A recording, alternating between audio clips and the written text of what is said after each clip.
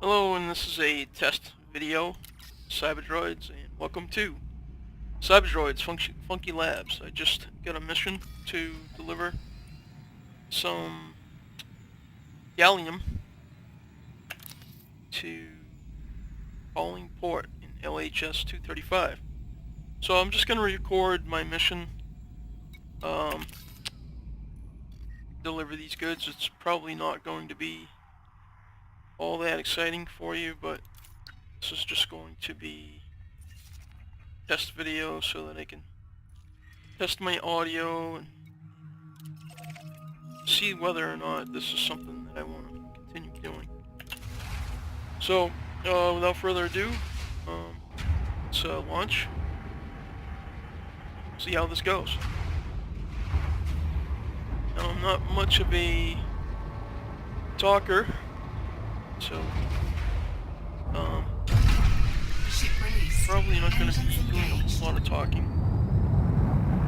but just sit back and enjoy the ride, and hopefully this will be interesting video with good audio, and hopefully something interesting will happen along the way, something unexpected. Alright, so we'll line up with our target system. And let's see, we have 3 jumps, so let's jump into plane shift. Maybe I should get rid of my landing gear. See, that was unexpected. There we go. Let's try this again. I'm still mask locked, so let's boost away a little bit. Alright, we're ready to launch. Let's go. Frameshift drive charging. And off we go.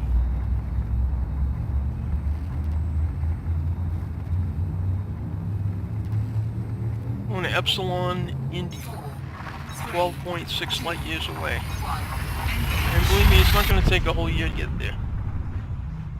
It just says that because that's how fast, that's how long it would take if we were continuing at our current speed. But since we've made the jump into hyperspace, it will be there in a matter of seconds. And of course, the way the frameshift drive works in this game is, well, it basically homes in on the biggest star in that system. So that's why when you come out of hyperspace, you're like right on top of the star. So, it's a little unnerving at first, but once you get used to it, it's not a big deal. And what you just saw me do there was I was actually scooping energy from the star to refuel my spaceship. And that allows me to make longer trips without stopping. And so if you're new to this game and you're wondering how to outfit your ship, I think one of the first things that you should buy is a fuel scoop. Frameshift drive charging. And now we're heading to Avic, 17.6 light years away. And again, it's only going to take a few seconds. So I'm only going to make 3, 2, one more jump 1, after this one, I believe. And then we'll be able to, we'll be in the system that we're headed towards, and we can just fly directly to the target space station. So here we go. Once again, I'm gonna scoop up some fuel, and really it just involves flying close to the star. Now, if you notice the green line, I try to keep that green line like right on the edge of the screen, so that I don't get too hot, but at the same time I have a good fuel scoop percentage, and which means that it's scooping up more fuel per second. This is actually the best fuel scoop you can buy, which basically saves time. It saves time when you're scooping fuel, because if you get fuel scoops that aren't as good, it just takes longer. And also, the ship that I'm flying is a freighter ship, so Drive charging. this ship is pretty thirsty.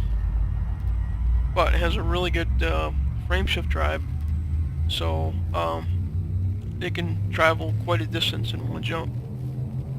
So it balances out. 3, 2, And 1. really, it's not a combat vessel. It's just basically a transport vessel, but I've equipped it with really good shields and a good power plant. Power those shields. And I've also got one laser, and I've got a missile launcher, just in case. I really haven't had to use it. See, that's a neutron star, and you want to avoid those if you can, because I've been sucked into them, and it does quite a bit of damage to your ship, because it's basically a massive gravity well, and so that's not a fun thing to mess with. Alright, so we're 2 minutes away from calling port, and you can see that the ETA time in the center of the screen is ticking down really fast, but you can adjust that with your throttle. If you get too close, like below 10 seconds, your ship has a tendency to fly past it, and you really don't want to do that. But I mean, some people don't care, but I like to try to make my landings as precise as possible. So I try to time it so that they don't fly past it. It may take a few more seconds to get there doing it that way, but I'm not flying past it and wasting time turning around and trying to come back. So, and a lot of times on these transport missions you get a bonus for you know, arriving on time, or if you can get the delivery done early. Sometimes they'll send you a message just as you're entering into that system saying, hey, can you get the delivery done a little sooner, and we'll give you a bonus if you do. And if you can beat the time limit, then you get a nice bonus. And sometimes if you get interdicted by a bad guy, they'll give you a bonus for killing the bad guy, which I have done. But not always. There was this one guy that was really tough, and I kept running into him and on the same mission, and he almost destroyed my ship, so I ended up having to run away from him. But I think it was on the third meeting during the mission. I was really close to the port, and I finally decided to try and take him out again, and the third time I was able to defeat him. I'm not really sure what I did differently, but okay, see where it says safe disengage ready? That means I can disengage from Super Cruise safely because I'm at the right distance and at the right speed where it's not going to cause damage to my ship. Alright, so I'm going to bring up the start port on contacts, and I'm going to select it, and I'm going to lock that target. You fly toward it until you get within 7.5 clicks. And then once you're within 7.5 clicks, you can bring up that contact again, and you can request docking. Docking request denied. Denied. That means the station is full. So I'm just gonna hang back until I have an opening. That just means someone else is there, and I just need to wait for them to leave. Which is kind of a pain in the ass, but you know, that's just the way it is sometimes. Docking This is request denied. Okay. And I'm just going to keep making the same request periodically until the port is free. Hopefully it doesn't take too long, and you know, this video is not too boring for you. So, try again. Docking request denied. Alright, well, let's talk about some of our ship's systems. This screen is our status screen, and if you look on the left, it has my name, Commander Andrew Bogan, and my combat rank is competent at 24% before I get to the next rank. And my trade rank is merchant, 32% to get to the next rank. And my explorer rank is scout, which is 23% to the next rank. Over on the right, my reputation with the Federation is friendly. And whereas the Empire and the Alliance, which I have had very little contact with so far, it's pretty much neutral. And these are the factions within the system that I'm in right now, and it kind of tells me my reputation with each one of those factions. You notice that most of them are Federation factions, which is pretty much what I've been focusing on is Federation. I also noticed that my rank within the Federation Navy is Cadet, which I recently just earned that rank. And that was just from making deliveries for the Federation. Now these are the actual ship modules that I have installed. I got 4D thrusters, 3A shield generator, and I got a couple of shield boosters and 2A sensors, 3A power distributor, got a 2A life support, I got a 4A frameship drive, which is really good. These are my weapons, missile rack and pulse laser. It's not a lot, but it's a little bit. There's the fuel scoop, that's 2A. I think that's the best you can get for this ship. I also have a point defense, which basically shoots down missiles that get fired at me. And this stuff gives me the status of my cockpit canopy in case I get damaged. And this is my power plant, it's 3A. Intermediate discovery scanner. This allows me to discover planets and stars within a system. And the more planets and stars that you discover, the more money you get from universal cartographics, which is, when you pull into a space station, there's an option for universal cartographics. And if you're more than 20 light years away from the system that you just scanned, then you can earn money for cartography information. Now these are my fire groups. If I'm in fire group 1, if I pull the trigger, which is button 1, I fire the pulse laser. If I hit button 2, then I'm firing a missile. Now if I go to fire group 2, the first button, the trigger, is my intermediate discovery scanner. And I have no other hard points mounted, so this is my inventory. I have 14 units of gallium, which is the mission that I just accepted. And that's what I'm delivering now, or waiting to deliver. And this is my basic ship functions. My landing gear is retracted, cargo scoots retracted.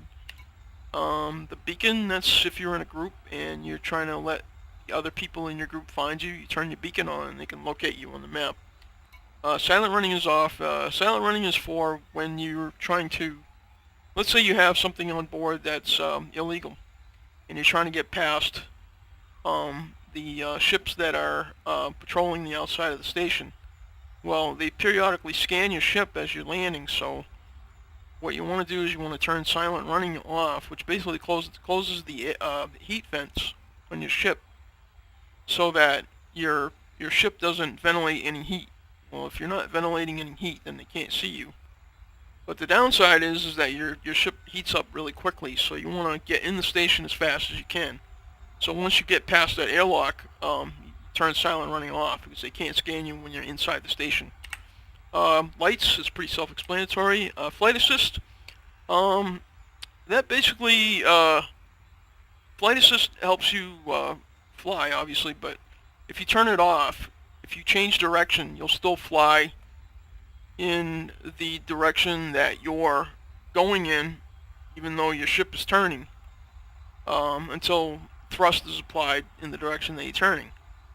But with flight assist off, on, your thrusters, which are all over your ship, are basically keeping your line of flight, whichever direction you're turning in. So it's often a good thing to turn off flight assist during a battle. Let's say you're flying in a straight line and you want to keep going in that direction, but you want to turn around so you can fire on the guy behind you.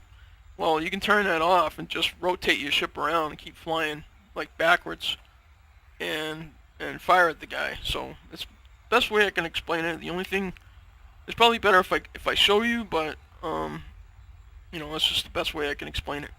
Rotational correction. I have no idea. Turret weapon mode. I guess if you have turrets on board, which I don't. Pre-flight checks. No, I always keep those off because what that means is that it's going to go through this pre-flight check every single time you take off from a station. And it takes a couple of minutes to do, and you don't want to do that. So that's that. Report crimes against me. That way, if someone attacks me, then the system authorities automatically get notified and they dispatch ships to help me out. Orbit lines, if you look around, if you see the lines, you know, around suns and planets and stuff, well, those appear, but if you turn them off, then they disappear. This controls the brightness of your HUD. Display clock, I have that on. Gun sight mode, leading, sensor scale type, logarithms. I have no idea what that means. Reboot repair is when, let's say, your, for some reason your power plant went down. Well, if you hit the reboot repair button, then all your systems will shut down, and then your ship will reboot, and you may end up with 1% on your power plant, which would give you just enough to be able to take off and escape. Self-destruct, well, we're not going to do that. It's self-explanatory also. Let's see if we can get permission to dock. Docking request granted. Nice. Let's go. Alright, here we go. We're pulling into Pauling Port. And landing's a little tricky. What I'm looking for is a specific landing pad. See it highlighted. Looking for landing pad 3. I think I see it right there. There it is. Now, landing is tricky because you have to be oriented a certain way. Now you see those little two square-shaped objects just as you're pulling in. Landing gear deployed. Look to the right. I'm sorry, to the left. You want to those two panels with the arrows on them, little chevrons. Well, that means your ship has to be faced this way, okay? When you pull in, so that your jets that come out the back of your ship are facing that. And so once you pull in, I try to slow down to like 10 clicks. And as soon as that gets over that dot, Engines disengaged. then I cut the throttle and the station just grabs you. Now, it's always a good idea to enter the hangar, and the reason we do that is so that if another player ship shows up, they can't fire at you. But, well, they can't, like, crash into you, or do any other nasty things that other players can do. They can park a ship above you and keep you from taking off, or, you know, other stuff like that. So, alright, so I'm in the hangar now, so I can go to start port services, and I will show you the universal cartographics that I was talking about earlier. Now see, in LP 816-60 system, I scanned a few planets, and it tells me over here which data is being sold. These are all the planets that I've scanned, what their value is. So you see, this is going to add up really quickly. You come into a system that has like 20 planets, you're talking 500 credits for every planet that you scan. So, you know, it's a viable way to make money in this game. So, there you go, 5,046 credits for basically doing nothing but flying up to a planet. Not too bad. Now, contacts is, authority contact is if you have any outstanding fines, you know, that you've incurred, this is where you pay them. And also, if you kill another ship or player that's wanted by the authorities, and there's a bounty on them, this is where you collect your bounty. Trade dividends, have no idea. Sell packages, have no idea. Combat bond contract. If you're in a system where there's a war or a civil war going on and you kill local ships, well, the other side pays bond contracts for killing them. So you can earn money from doing that too. So the black market, well, that's self-explanatory. If you're carrying anything illegal, this is where you go to sell it. Commodities market. If you're a trader, then I don't mean like a enemy to your country. I mean someone who trades for a living. You can go to the commodity market and you can buy and sell goods. Obviously, you're going to try to buy low and sell high, and it tells you here what the galactic average is. So, like for example, I don't know. Here's a good one.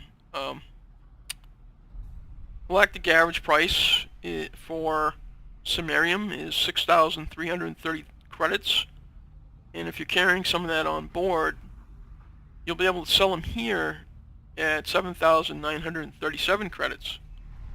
So if you bought the stuff or acquired it for less than that, you're going to make a profit. So that's pretty much trading in a nutshell. It can be a little bit more complicated than that.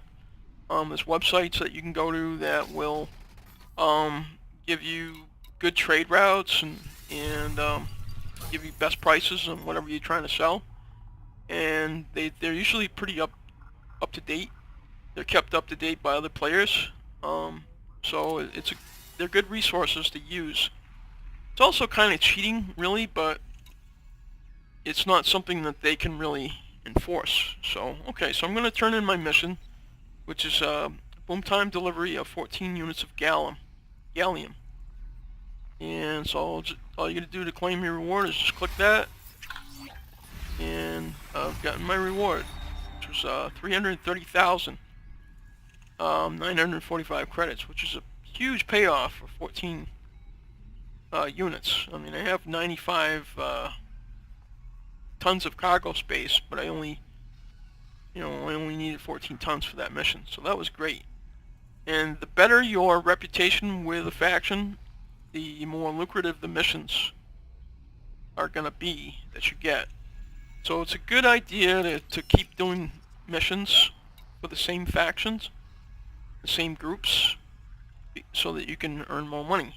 And also, if you fail a mission, or you discard a mission, or abandon a mission, then you'll lose reputation rather quickly. I made that mistake the other day. I had I took like 20 missions in one shot, and I still had like 5 missions to go. And it got late, and I was really tired, and I just decided, you know what, I'm just gonna abandon it.